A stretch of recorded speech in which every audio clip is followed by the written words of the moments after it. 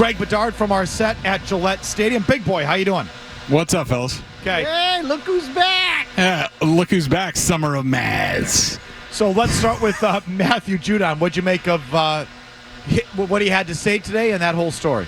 So I just came from a event for 98.5 Sports Hub, so I wasn't there for him. So I just know the gist of what he said. Look, he's still not happy. I will say it's more important for me with Matthew than what he says about how he acts on the field. And I think he's been in a really good mood. Saturday was an awesome mood. And I thought today that continued. Meaning on the field.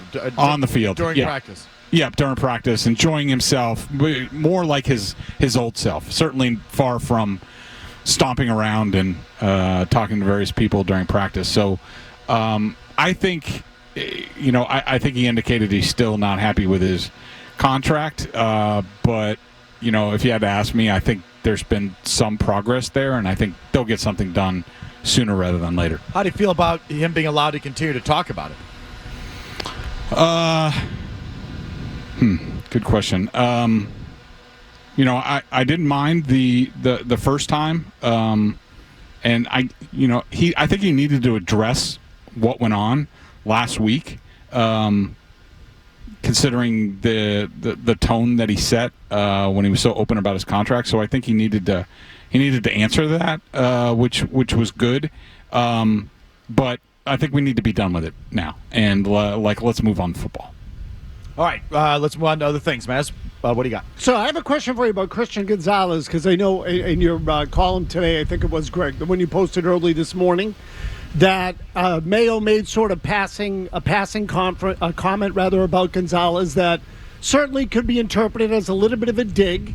And my question to you is this kid, does he operate with some level of entitlement or something? Is there something in him that makes him think his crap doesn't stink? I think he was operating that way. I think he got off to an inconsistent start in camp. I think he was, I don't know who he was listening to, but I think off of the limited amount that we saw last year, I think he thought that he had arrived, that he was accomplished, and I think that Drake Maye did the right thing by calling him out and saying, you haven't earned anything, and last year doesn't matter. You missed a lot of time last year. Because the question was, the question that was asked to Mayo was basically, we know you're set with Christian Gonzalez and Jonathan Jones, but what about these other guys at cornerback? And Mayo, on his own volition, he's like, Gonzo has a lot of work to do too. Success is earned and proven. And basically, the message that I took from it was, Gonzalez hasn't proven anything. Now, I will say, Gonzalez responded today. He was really good. The defense was really good. I thought this was his best coverage day in a while. So, message received, and I think the goal was accomplished. Okay. How do you feel about the offense in general, Greg? Early on in camp, you said it had shades of the Matt Patricia introduction in the first couple of days. Yeah, and I stand by that. I think both of them got off to really rocky starts, but since then, I think the offense has made incremental progress, and I feel better about it every day. Even though today wasn't a hugely successful day for them, you can see the way it's coming together, and that the players are gaining confidence. And I think that comes from, and the difference between what went on with Patricia is players began to lose faith because they weren't seeing any improvement on the field.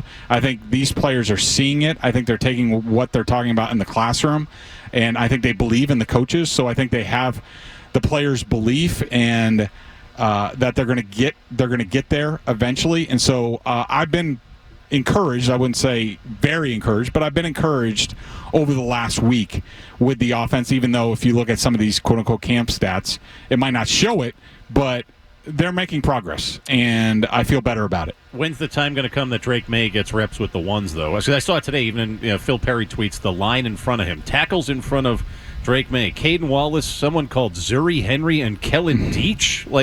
Yeah. I thought, Jim, after yesterday's off day that we might see that, but I think Mayo's dealing with a delicate balance here because one of the overriding thoughts I had during Saturday's practice, and I think this might have been reinforced by the video, the mic'd up video that the Patriots put out with Brissett and AVP.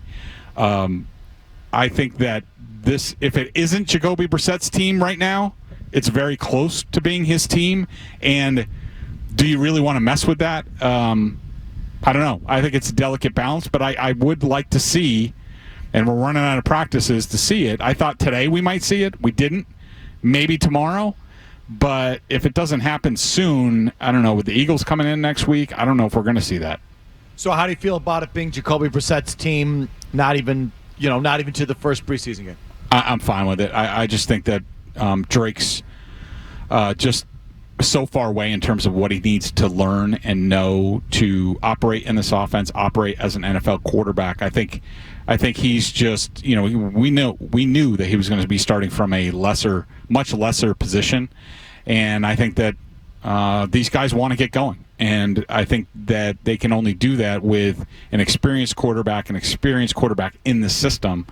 And I think Jacoby's played, really well. He's brought everything that they've hoped for, and I don't think you really want to mess with it at this point. Okay, so Beadle, we've been talking about this. I think Beadle's been really good on this, strong on this, where, his point here is that, Mayo and Van Pelt want to get going, and so they're deferring what's best for them versus what's best for the team. And what's best for the team is the young quarterback, and they are not putting the young quarterback in the best position to succeed. How do you feel about that?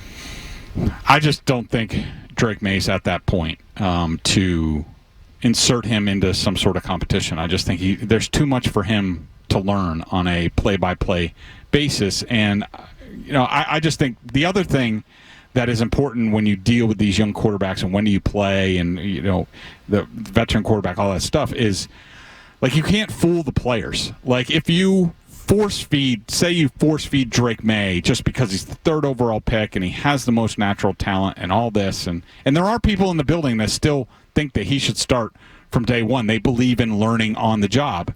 I just think that if the players see Drake doesn't know really what he's doing in the scheme and Jacoby does, why are we starting this kid? Then all of a sudden doubt creeps in and now you have issues. I think that until Drake takes another step and proves himself to be more on a level with Jacoby as far as the scheme and getting in and out of plays and all that stuff, I just think you run the risk of losing guys on the team. So, Greg, are you saying he's not even ready to get reps with the 1's yet? He could get the occasional, play here and there or series here and there, but I don't think he's ready for that. I think he has too much to learn, not just in the scheme, but master his footwork. We've seen him have issues with that in camp. I just think the education of Drake Maye takes precedent over anything else, and I think there's too much to do there to possibly put him out there and maybe have him regress a little bit. Well, so you once famously told us, Greg, that you'll tell us when there's a quarterback competition. So like you are the final word, the high and mighty word on the voice of God. Yeah, is Joe Murray going to be out here at practice tomorrow to counter what I say? Okay. I hope so. The supreme being and the final arbiter when it comes to whether there's is it safe to say that there is no quarterback competition right now between Drake Maye and Jacoby Brissett? I would say right now there is no quarterback competition. I would say, if you're asking my opinion, this is Jacoby Brissett's team, and they're getting going and going forward with Jacoby. So says football Zeus. So let me ask you now, Greg. Once you get into a regular season setting, and it's it's now that routine. Monday you come in, you work out, you look at Sunday's game film. Tuesday's off. Wednesday you come in, they give you the big team meeting Wednesday morning. They install the game plan. Wednesday afternoon. Thursday you work on the game plan. Friday you work on goal line third down. Saturday off. Where in that schedule is there time to develop Drake Maye? How do you do that? Well, he's still going to get the tutoring, the QB school, the footwork, all that stuff. He's going to be getting a firsthand education on how a professional NFL starting quarterback works in these meetings with the game plan, all this stuff. Like he has no idea about any of that stuff, especially what went down at North Carolina the previous 2 years. He'll get his reps, and you know, it's possible at some point in time, depending on what the record is, that they could split them a little bit more in practice. You know, that there's a double-edged sword to that, but you know, Drake can be developed. I mean, you know, you can say the same thing about, you know, Patrick Mahomes. You know, he sat behind Alex Smith. Alex Smith started all year.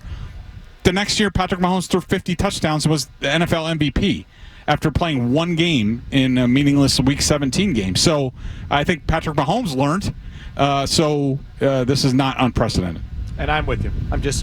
I'm facilitating there on that question. I mean, I believe that some of the greatest quarterbacks who've ever played didn't play year one and somehow developed. So it obviously, I guess what more I'm talking about is like the competition.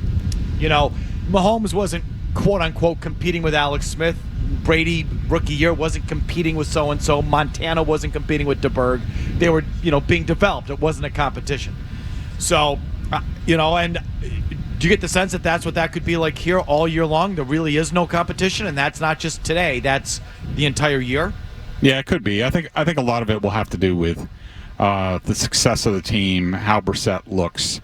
I mean, look, if they get off to an 0-4 start, and they're encouraged by what they see from Drake behind the scenes, then it becomes more real. But I think where this team is, I think Mayo and Wolf and Alex Van Pelt, I think they need wins to keep getting the belief from the players, build the program.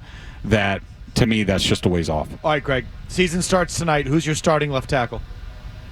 If you say for Darian Lowe, I'm hanging up on. No, I'm not saying for. I can't believe he's gotten 4 straight days of starter reps at left tackle. I can't believe he's gotten 4 days, period. I know. It's shocking to me. I think at this point he's gotten the most starts at left tackle in padded practices. From what I've seen so far, to me it would be Caden Wallace starting at left tackle. I would still like to see Okorafor there, but he's been out. I would like to see him get more reps because I do think he has the most potential. But, yeah, I think Caden Wallace, out of the limited sample size that we've seen, he's been the best. But I will say, Darian Lowe has done a solid job at left tackle. And I think the improvement of the guys along the offensive line, I think it's an indication that I think Scott Peters and Robert Kugler, the new offensive line coaches, are having an impact. And they're doing a good job. I'm not taking the cheese, Greg. I'm sorry. That guy sucks. No shot. He's done a decent job. Against who? All right, Mazz. All right, Craig, any final thoughts? Anything we missed? So interesting. Keon White as the goal line fullback today. Absolutely lit up Jelani Tavai on the first rep. On the second rep, he went out for a pass, had it in his hands, dropped it right to Jawan Bentley for an interception. What was also interesting today is that there were multiple team periods where they tackled to the ground. Wow. I have not seen that in many years. Wow. No way. Really? Good. Yep. Full go. Good. Yep. That's interesting. I mean, you know, they weren't depleting people. I mean, it was more like it was a heavy running practice, so just taking the ball carrier to the ground. But, yeah, they were tackling to the ground. It's been many years since I've seen that. Ooh, that I like. That's interesting. Okay. All right, big fella, thanks so much. We appreciate it. If you like that clip, check out more videos from Felger and Mazz here. For more Patriots analysis and opinion, hit this playlist. And for all the latest from the Sports Hub, download the app at 985thesportshub.com.